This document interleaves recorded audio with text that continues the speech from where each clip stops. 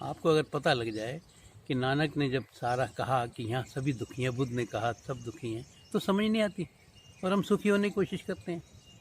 सुखी तो वही हो पाएगा ना जिसने समझ लिया कि यहाँ सुखी होने का कोई उपाय नहीं है, वो सुखी हो गया। बस इसी में छुपी है बात।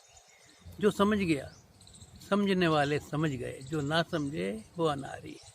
आपने देखा और आप समझ गए, बस। अब दुख सुख आएंगे, आने दो।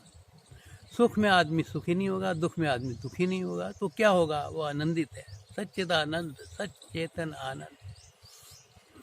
अब बात ये बड़ी गहराई की है। जैसे पारा होता है ना थर्मामीटर में, अब उसे पकड़ो पकड़ो, नहीं पकड़े, पकड़ में आएगा ही नहीं।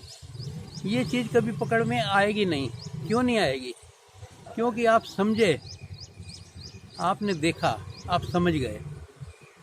बड़ी अच्छी एक मुझे बात याद आती है। गुरुजी समझा रहे थे कि विचार क्या है।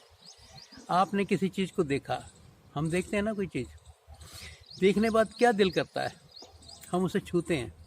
किसी गाड़ी देखी, लेडीज़ तो अपना साड़ी दिखाती हैं या कुछ चीज़ हैं, तो आप एकदम देख के पता छूते हैं उसको। अच्छा, और उसके बाद जो अगली बात है ना आपको बर्बाद करने वाली, मुझे भी चाहिए, बस इमेज पैदा हो गई। उसके बाद आप पागलों जैसे लग जाएंगे।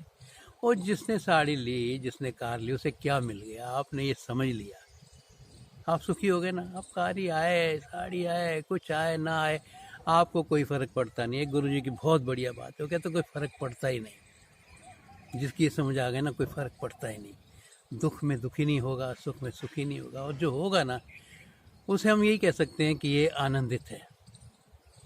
सच्चित आनंद, लास्ट में है ना आनंद। जो सच है, चेतन है, वो आनंदित है। आनंदित होने का कोई बहुत बड़ा नहीं है कि आप किसी सालों साल जाओ, बड़ी बड़ी परिक्रमाएं करो, बड़े धक्के खाओ, बड़े मंदिरों में जाओ, मत्थे टेको, ये करो वो करो।